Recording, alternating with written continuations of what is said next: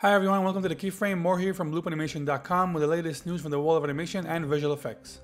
Before I get into the news, why don't you stop at BloopAnimation.com/BCC. We have a little surprise we're cooking over there, so check it out. Coming up next, Dreamworks wants to triple their Chinese audience, Popeye revived by Ratchet Clank writer, and Sharknado studio dips into animation. Like most places in the world, Kung Fu Panda 3 will hit cinemas on January 29th. But the Chinese audience will have the opportunity to watch two different versions of it. Dreamworks will release the English dubbed version with Mandarin subtitles, and a Chinese version that has specifically been animated with different lip sync and body language. This was thought out by Jeffrey Katzenberg to get the Chinese audience to watch the movie several times when they have multiple versions to choose from.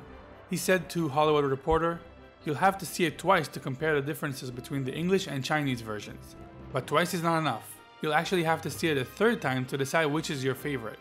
This move was also intended to give the newly established studio Dreamworks Oriental valuable experience, without it affecting the workflow of the main production. It would seem that Sony's CGI Popeye animated film is not dead after all, as TJ Fixman takes the helm to write a new screenplay.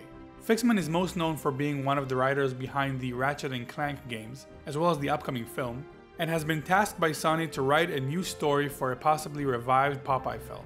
Genndy Tartakovsky previously worked on Popeye before the project was put down, and he moved over to focusing on Hotel Transylvania 2. Tartakovsky said this to The Wrap about the whole ordeal. "It's still a mystery for me that Sony didn't like that version. They wanted to do Popeye for the brand recognition and I love the character and grew up with, so there was a tug of war. They wanted it really updated, and I can only update it a little before it isn't Popeye anymore." There's still no word about a predicted release date.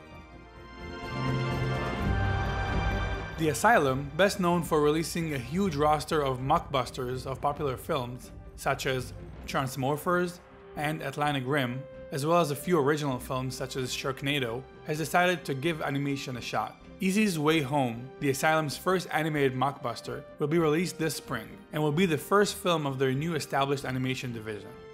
An obvious take on Pixar's Finding Nemo, Easy's Way Home tells the story of an aquarium fish who gets lost in the ocean, as she finds help from other misfits' sea life. Technical director Ron Thornton had this to say, "Asylum is totally redesigning how to make an anime movie, at not only the artistic and technical level, but also to create a whole new production methodology. We are extremely excited to be a part of what is going to be a quantum leap in terms of animation production." Easy's Way Home will be released on DVD in May 2016, just a month ahead of Pixar's Finding Dory. Alright, that's all for today. Thanks for watching the Keyframe. New episode come out every week with the latest news from the world of animation and visual effects, so stay tuned. Don't forget to subscribe and go to BloopAnimation.com.